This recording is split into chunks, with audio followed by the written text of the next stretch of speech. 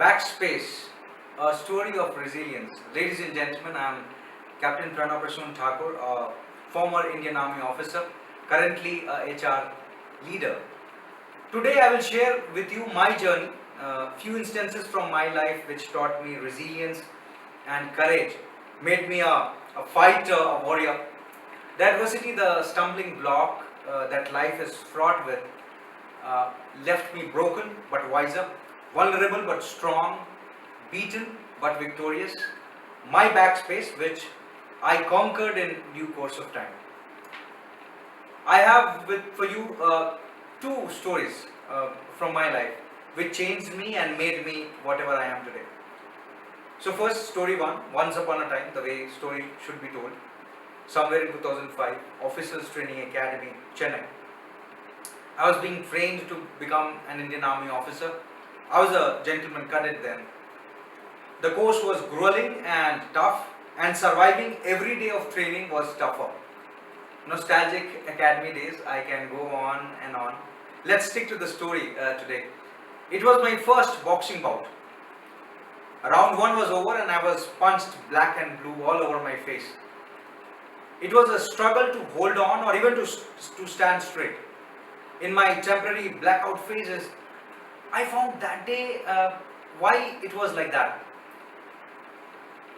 The day gone by, it wasn't the same because I was fighting with one of the in the preparation phases with one of the guys, and I was hard enough.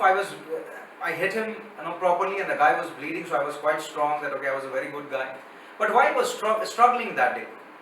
Then I remember that day morning, before the bout started, one of my friend came to me and whispered in my ears that the opponent is a national level boxer.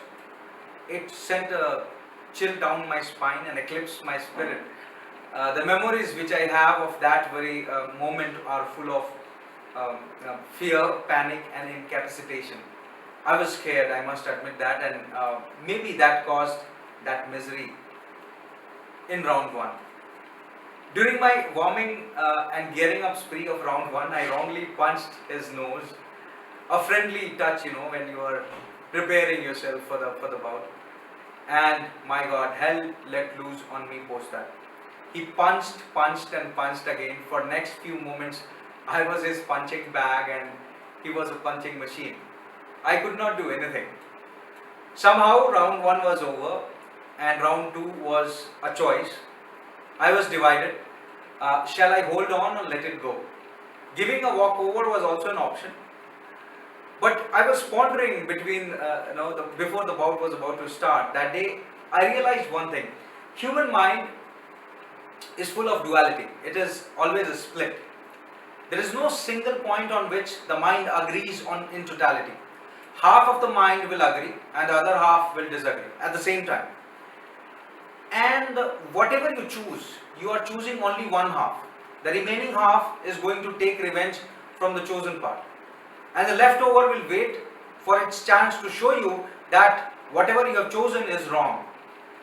But it doesn't matter, whichever part you choose, every choice has its own repercussions. While I was busy in sorting out these things, the bell rang and I was pushed in the ring again. What I chose, I don't remember. But one thing I remember is that in that round also, I was hit like anything. It was not different from round one.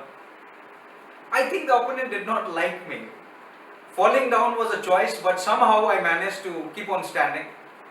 He won point blank, all the marks, all the points he got. But my face paid heavily for holding on.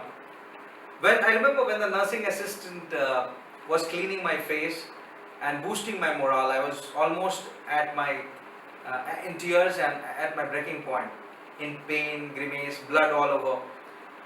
That moment was the moment of weakness. And that very moment I wanted to quit. I wanted to leave army. I never wanted to continue any further. But something held me back. Maybe it was my spirit. Maybe it was not broken. It was intact yet. And it was still kicking hard from inside. I came to my room.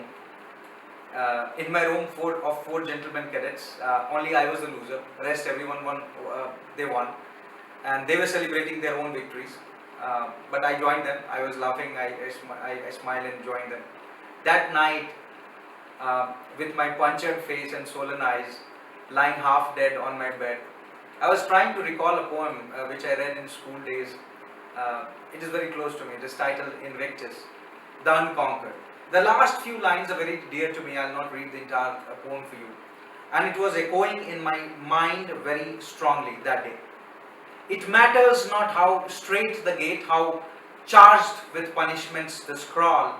I am the master of my fate, I am the captain of my soul, by William Henley. Though beaten hard, I did not quit, didn't give up, was holding on tightly. Now, story 2, holding on gives you a chance, and how what happened I'll tell you. 3 years later, in 2008, I was a captain in army, in artillery. 2611 episode, which would make any Indian furious and vindictive. I was living this vendetta at that time very closely. Entire nation saw the trauma. We were boiling deep with it. I remember the date very clearly. It was 2nd Jan 2008. My commanding officer called me. A confidential plan was shared and execution was interested. I was chosen for a regimental deployment. I organized a quick meeting with my battery, my troop, and I gave the marching order. The plan was to launch an offensive to enter the adversary's territory that night and show them some firepower. Whenever any soldier is chosen for such an opportunity, we feel as God's own child. We are elated. Nothing better a soldier can desire. I remember a few lines we used to reverberate in academy. What a life it was. We used to say, "If I die in battle zone, box me up and send me home. Put my medals on my chest and tell my mom I did my best. And for them all I have to say, for your tomorrow, we gave our today." The memories which I have of that night are full of grit, resolve, and a feeling of triumph over my fears. The operation was well executed. Details I am not supposed to share, but it was a top-notch feeling. Over 10 years now in Civil Street, when I look back, I smile on those days and which I cherish with others. The word resilience and courage were in vogue during every single day in army. We used to outperform rather their meanings of resilience and courage. And now during COVID times, last one and a half years, the word resilience did a comeback.